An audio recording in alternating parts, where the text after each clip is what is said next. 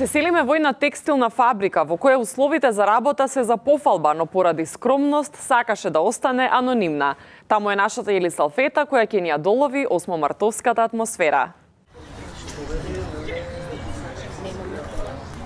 Да, студио, тука се случува некакво чудо. Имено се наоѓаме во една текстилна фабрика во Виница, Бангладеш, Sweatshop МК, каде што сопственикот реши да им подари по еден цвет на работничките.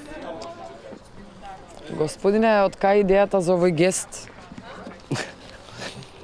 Видете, значи денеска е 8 март, ако не се лажам, така? Да. Значи денес е денот на жената и јас по тој повод решив да вработам по една жена и да ја подарам како што е редот по еден цвет. Зашто, како рекол големиот мислител, жената е цвет, жената е птица во лет, не ја тепа. Дискутабилно дали го кажал тоа некој мислител, како да ја може да поразговарам со една од вработените? Слободно. Погио, како сте задоволни вие од гестот на вашиот газда? Овде сте, девојче, зашто немаме плата земено 3 месеци? Лажат по телевизиите. 5 месеци немаме земено плата. Не ми мине тема козо едно. Дали сте изненадени од гестов со ружава? Ја прашањето. Какво изненадување бе, тоа беше за очекување бе. Мартине, срце од човек, гледа. Супер дечко е. 3 пати на ден ни дава пауза од по 7 минути. Значи, а на мене плюс и хранарина.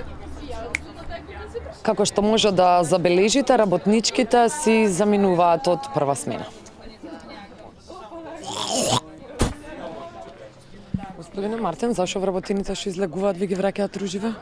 И како зашто па да ги вратам од цвеќара? А ова пракса ви е?